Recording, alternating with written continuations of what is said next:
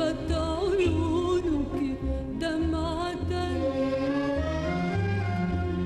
إلا ترشفها فؤادي.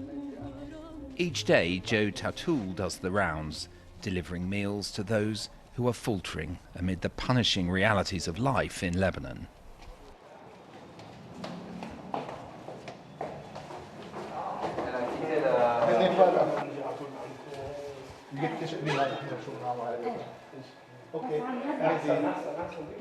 This woman's husband lost his job after the Beirut port blast, and now they live hand to mouth. Her husband works in a firm on a salary of $1,200,000. That used to be worth about $800, but today amounts to just $50 or $60. So she can't afford to rent an apartment. She just pays for the utilities. The electricity is about $600,000 a month, and that leaves her $600,000 to live on. She has a daughter of 5 who she sent to her sister's place, and she manages her place for the moment. We head across to another family, but a similar story. Professional people now destitute because of disaster and economic crisis. Here, a woman who can't afford to rent anymore has moved back in with her mother.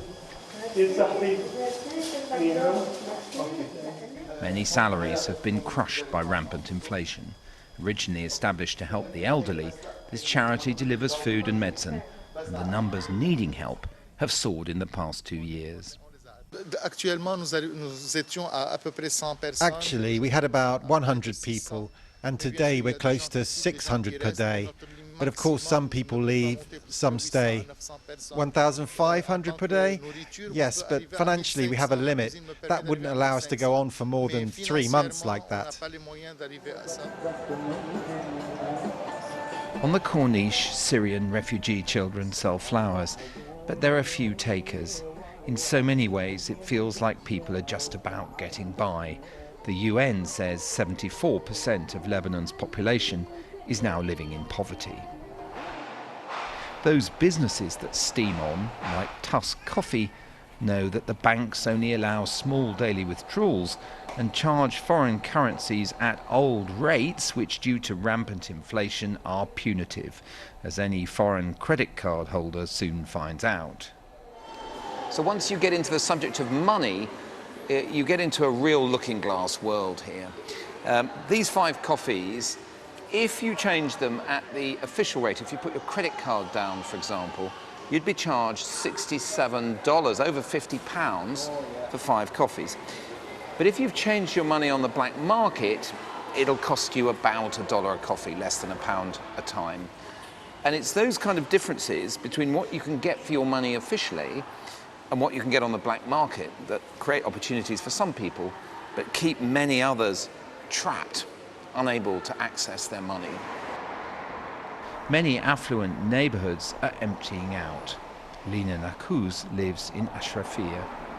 So tell me about the neighbors. They have mostly gone, is that right? Most of them are gone. For instance, if you go to this building here, you know, the rooftop, used to be a lot of people. One neighbor here and one neighbor here. They left. In this building also, you can see, they didn't even repair the glass. I don't know why. Having lost her husband 5 years ago and her job as an architect just before COVID, Lina is losing the battle to stay. Since the blast, everything worsened. Every day is worse than the day before. I was told my apartment was gone, this one. After I lost my job, I couldn't find a new job. Money is still stuck in the bank. So everything is pushing us out.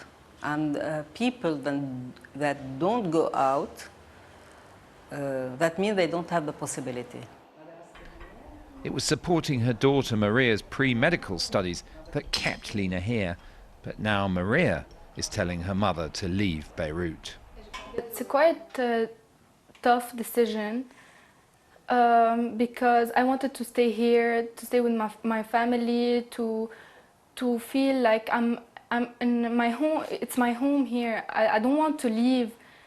I want to study here, surrounded by my family, some of my friends, but the rest of my friends are all now abroad. They are all outside of Lebanon. So in order to finance her daughter's studies, Lena is looking for care work in France. Look, you've come to a difficult decision now. Very difficult, because we never been, my daughter and I, we have only each other. In 2 words, we only have each other. What does it look like from now? Do you have a date in mind? Do you have a flight booked? Do you Yes. have a job that you're going to try and get? I don't have a job. I have a flight booked, 8th of November.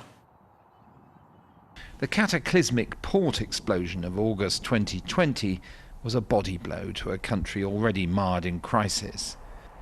There's been a determination, though, to rebuild and to hang on despite the vicissitudes of fate.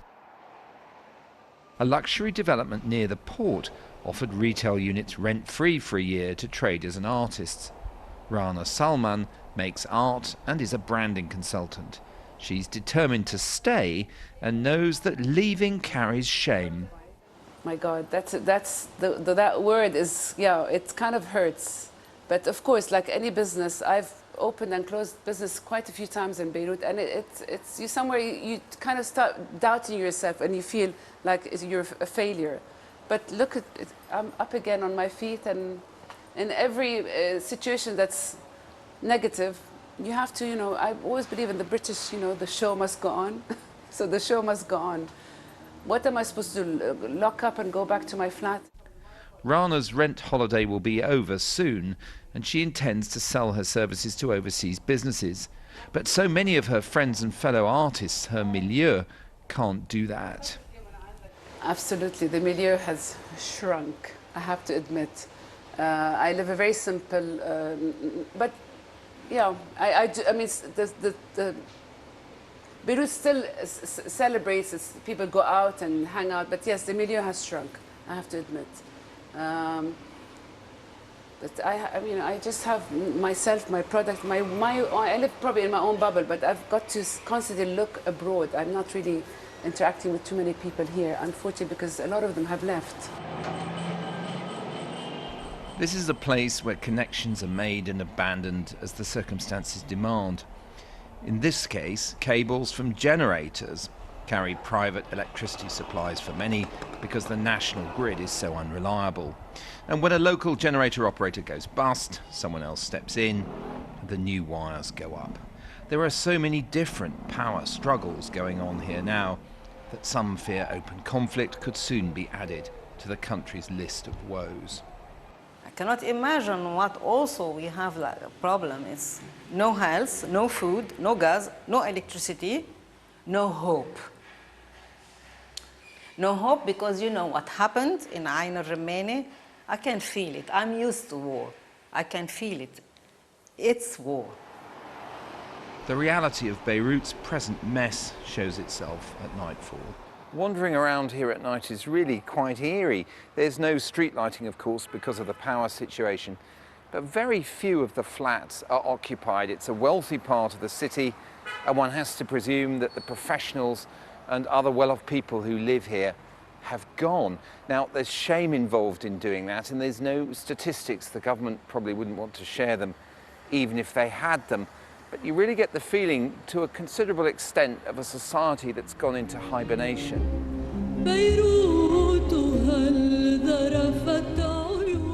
So Beirutis while away the nights and wonder about their own staying power, whether to live more cheaply in the countryside or seek work abroad. But the resilience of this city remains remarkable.